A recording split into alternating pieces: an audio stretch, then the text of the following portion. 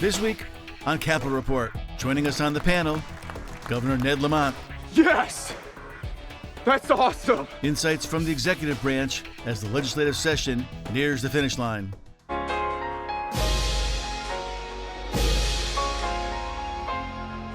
The governor shares his views on critical issues impacting Connecticut. No way. And what he's focused on during the back half of his second term. I want a hamburger, no cheese. I want a hot dog. We'll pose the questions. In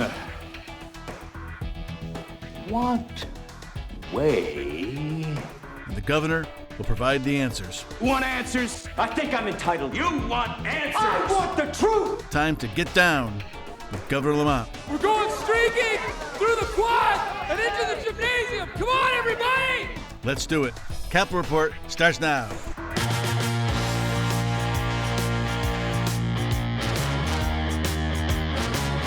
Welcome to Capitol Report. I am Tom Dutcher. We are so glad you're spending part of this Sunday morning alongside the super duper power panel, alongside the mayor of Bloomfield, Connecticut, Daniel Wong, the former Speaker of the House. Good morning. Was saying, hey, look who's here. Look who's here. Ned Lamont, the governor, in a tie. How about that, huh? Liz Carrenos, Republican strategist. Johnny Mack. Good morning. All right, guys, let's get into it. Hey, let's get the show going with Governor Lamont by talking about the elephant that is always in the room for the state's chief executive, the budget. When the legislative session kicked off in February, the governor proposed adding another $89 million to the $26.1 billion that's on the books for the final year of the budget in 2025. There's always stress to spend more as the months roll on, but as we discussed before, there's that blood oath that's taken by everyone at the Capitol. Here's a friendly reminder about what that is. Watch this.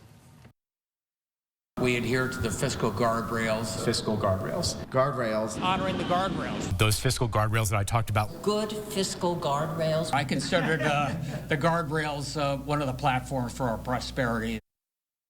As for those guardrails and the ability to maintain them, the Gov has repeatedly gotten kudos from Liz's pals in the GOP in the House. Watch this. I want to thank the governor for bringing us into the room and listening to what we had to say. It certainly is a continuation of the spirit of those fiscal restraints that we put in place to be able to now extend tax relief to our residents. I've appreciated our governor standing the line on the fiscal guardrails, and I will continue to stand with him. All right, Governor, less than 3 weeks to go in legislative session. You have your work cut out for you to keep those guardrails in place. How's it looking? I think it's looking pretty good. Look, guardrails is a fancy way of saying an honestly balanced budget. We've gotten budgets done on time, 5, soon to be 6 years in a row. It's been in balance every time. We've been able to increase spending and investments in education and higher education and daycare and cut taxes. I'd say the fiscal guardrails are working. Yeah, I agree. And Governor, you should add in there housing, too. You've really taken the lead, especially on locating workers near where they're working. The governor's been out there. It's been good. It's been good for the state. And one of the people that was the author of the 2017 budget, we needed somebody like Ned Lamont to come in and really hold us through those guardrails. Go ahead. Okay, so Governor, obviously Speaker Ritter's come out recently talking about adding an additional maybe $400 million for higher ed, nonprofits. How are those negotiations going with your counterparts in the legislature? Look, it's a negotiation. Work with Matt and Marty is pretty good. They've agreed to stick with the second half of the biennial budget, so we're not making big changes there. They have asked to see if we can find $300 or $400 million out of probably ARPA, which is the federal money. I think we'll be able to get up to $300 million, and then it'll be a decision with the legislature how they allocate that. You know, for Matt, higher ed's very important. For others, it's daycare and K through 12 and not-for-profits. Those are probably big priorities. Governor, you talked about regionalization for our cities and towns. I have a mayor here that probably, hopefully sees eye to eye with you on that.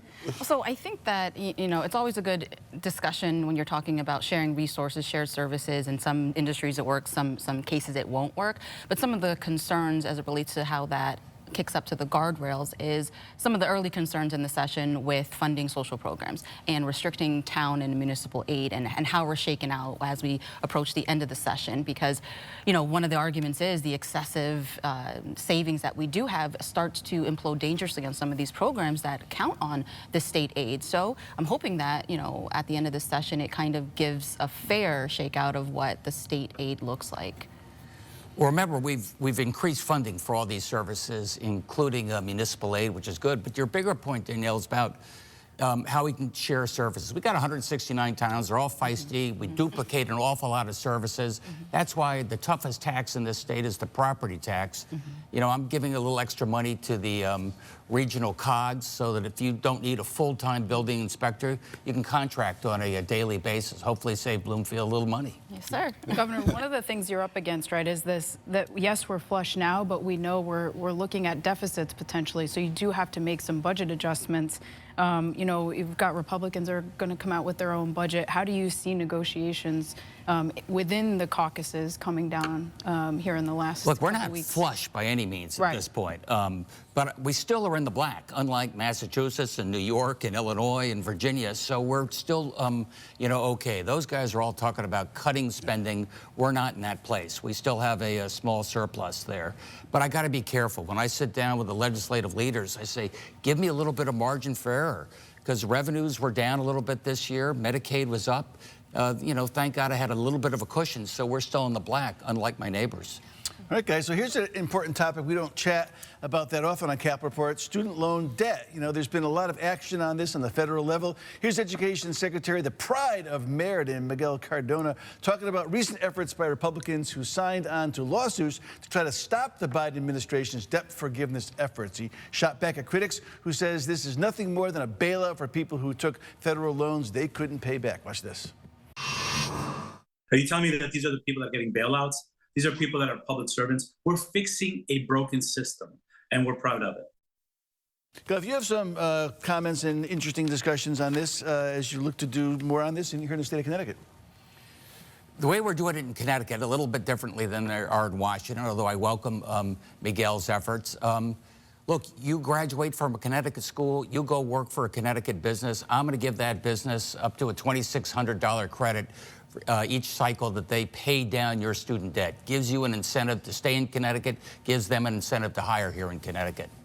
Yeah, that really is a great plan. I know we talked about it in the legislature for years, Governor, and couldn't get it off the ground. Are you getting any pushback from anybody on that? Or no, I think legislature is pretty strong on that. I think it makes sense on a lot of grounds.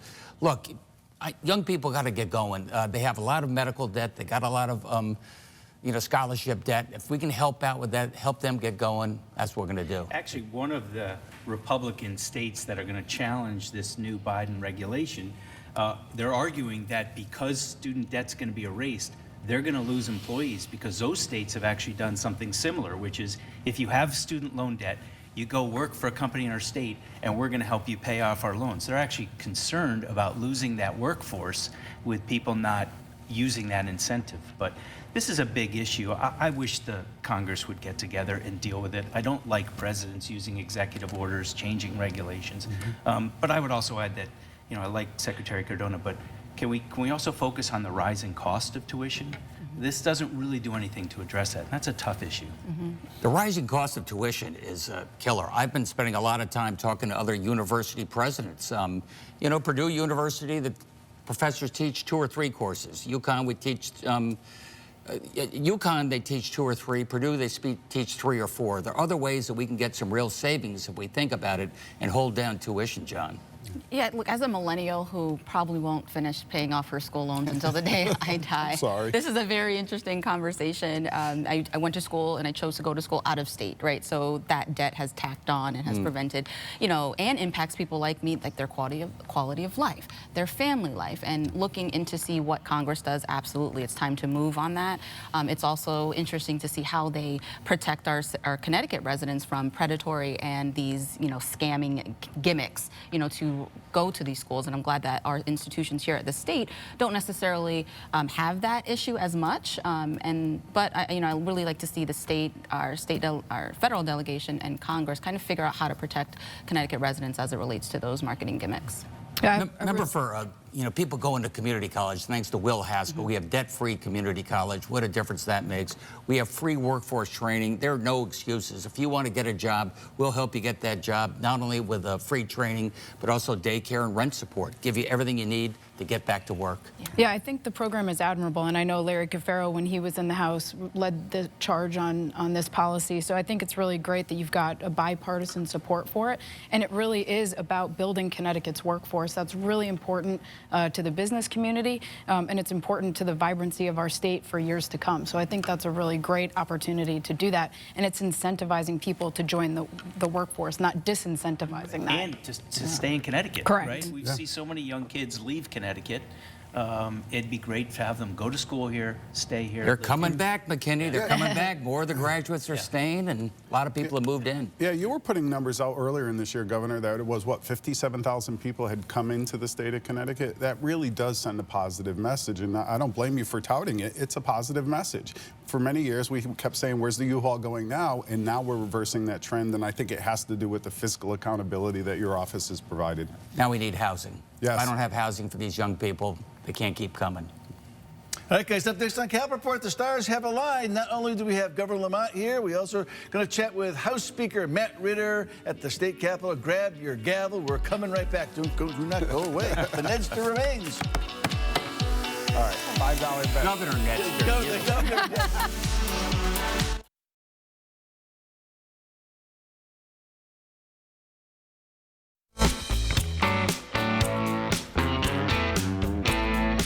Welcome back. More with Governor Lamont in just a minute. But first, we want to talk to the guy with the gavel inside the state legislature, getting down to crunch time on the short session for the General Assembly. Joining us this morning to discuss what's on the docket for the next 2 weeks, our pal House Speaker, Go Yukon, Matt Ritter. Matt, how are you, Matt?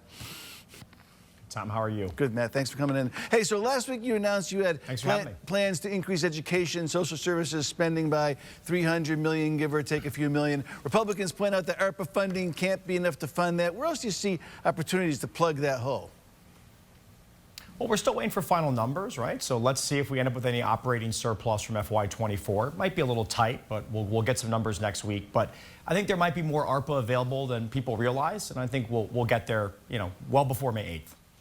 So, Matt, are the more moderate members of your caucus okay with efforts to, let's just say, bend the fiscal guardrails? We haven't had to have that conversation yet. It may happen next year. It may happen the year after. I don't know. But I've always said we just have to have enough flexibility that we maintain the good fiscal discipline that's gotten us this robust rainy day fund and paying down our pensions. We just can't be so inflexible, though, that we lose those things, right? And so there's got to be a balance there. And what's been great about the last couple of years is we've made historic investments in tax cuts and in education funding and all those things, and at the same time had fiscal discipline. And so my message to my caucus is let's try to find a way to do both. And I think we can do that. So you're not going to negotiate, obviously, on television. I wouldn't ask you to. Ned's sitting here with us. What would you tell Ned about where you want to go over the next 3 weeks? Well, hi, Governor. How are you? I think, look, these negotiations are not contentious. I think we're just trying to, figure out what we want to spend funds on, what's important to him. And it's also going to happen very quickly. I mean, we're already down to the last basically 2.5 weeks.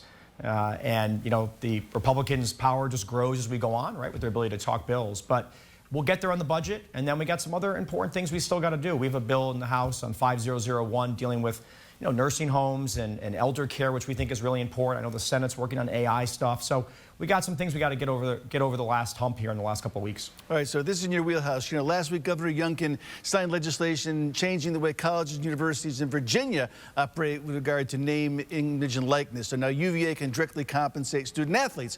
Are you happy with our own current nil bills, or do we need some work next session? Yeah, it's a good question for the athletic director, mainly at UConn, right? I mean, we have other schools, but they're not going to have that kind of funding. But yeah, I'd like to know what Dave Benedict thinks, right? And what, Coach Hurley and Coach Ariema think. And we want to be competitive. And so if other states are doing things and we have to ratchet it up ourselves, I think we'd all support it. We've supported all the NIL bills to date on a bipartisan basis. So we'll look at that next year, too. All right, Gov, you get your chance to say hello to the Speaker. Oh, I get to see plenty of the Speaker, especially for the next 2 weeks. We're going to get this over the finish line just like we always do, Matt. Yeah, we will, Governor. That's right. And by the way, is Speaker Arasimowicz still trying to tell you guys he's a good golfer? Because let me tell you, he's not. Hope springs eternal. Hope springs eternal. All right, guys. Matt, thanks for joining us, Matt. All right, guys. Thank you. Good luck last couple of weeks. I appreciate it. Thanks, guys. Up next on Cap Report, we keep the conversation going with the governor as he gets a little, let's call it constructive criticism from the other side of the aisle. Keep it here. Coming right back.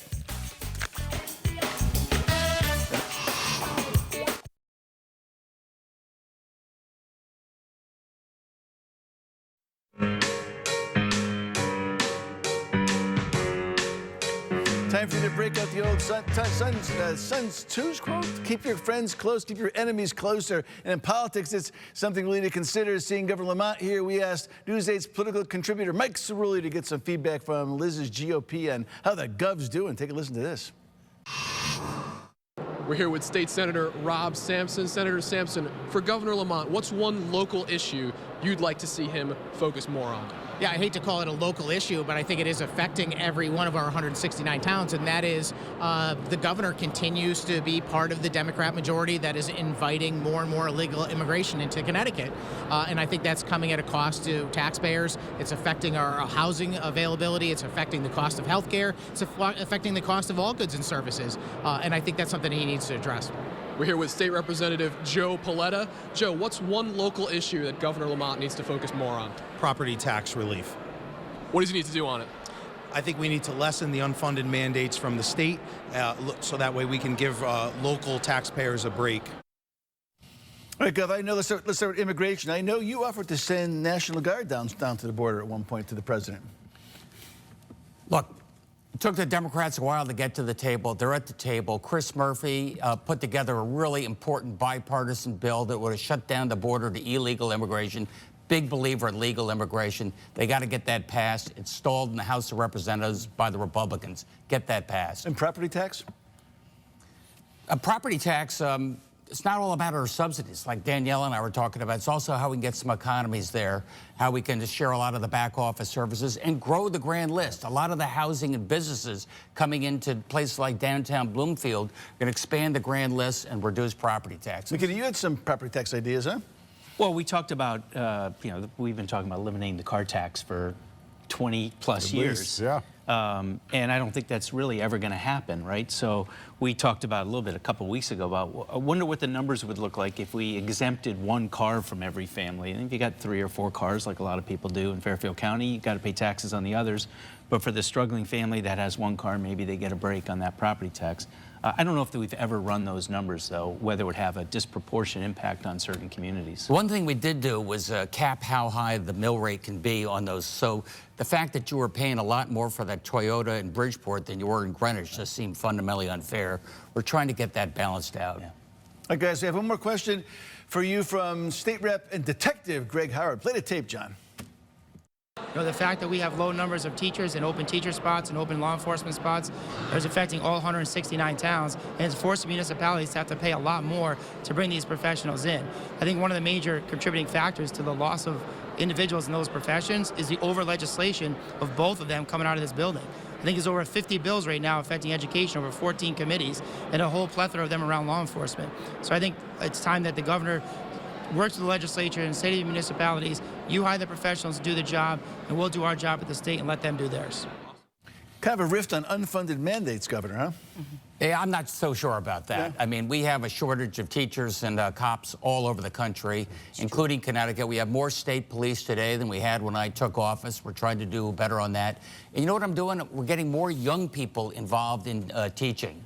So they're not just spending their time in the ivory tower in the teachers' college, helping out in the classroom, earning while they learn. Just because it's a national issue, though, doesn't mean that we don't do things here to try and overcompensate for that. And I think, to Representative Howard's point, particularly in the wake of the police accountability bill, you did see a huge impact in police officer ranks. And as crime has continued to fluctuate, particularly in our urban areas, it becomes harder and harder. And it has affected the state police. So we have an opportunity to innovate to try and do better at recruiting both teachers and police officers and the national trends, we have an opportunity to lead on that. Yeah, I would say as somebody who was involved in the police accountability bill, there was a lot of things that people perceived would happen based upon that bill. Very little, if any, have come true. We talk about the body cameras, and we've seen repeated rulings from the Judiciary Department where they're clearing the officers of wrongdoing because of the body cam. I think it really does help, and you know, I guess there is some unanswered questions about it, but the fears just have not turned into reality. But then you recruit police and teachers all the time. Yeah, look, it's a struggle. You know, it's a struggle. We have to figure out how to incentivize both industries, teachers, and police, and diversify those candidate pools. You know, I've got a nephew who's a state police officer in Connecticut. He loves his job. One of my daughters is at school trying to get a master's so she could teach. These are great professions, and we need to encourage more people to enter them. And just show some respect. We have the best teachers, best cops in the world. There they were, keeping us safe with 65,000 D-Conn Husky fans in Hartford less than a week ago. I feel pretty good. All right, guys, parting words from the governor. When we get back, do not go away.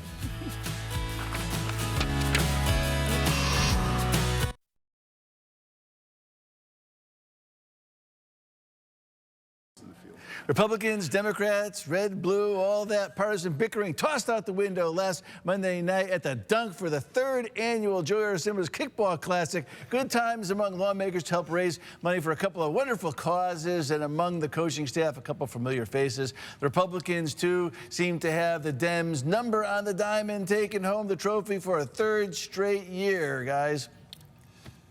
Yeah, I took a loss, I guess. You know, my football coaching career is a lot better than my kickball coaching career. Good bipartisanship. Good to see everybody get together out there. We are the basketball champions in the world, Joe. I don't know about your kickball team. You got a way to go. You're not the Gino of kickball. He's not that good, huh?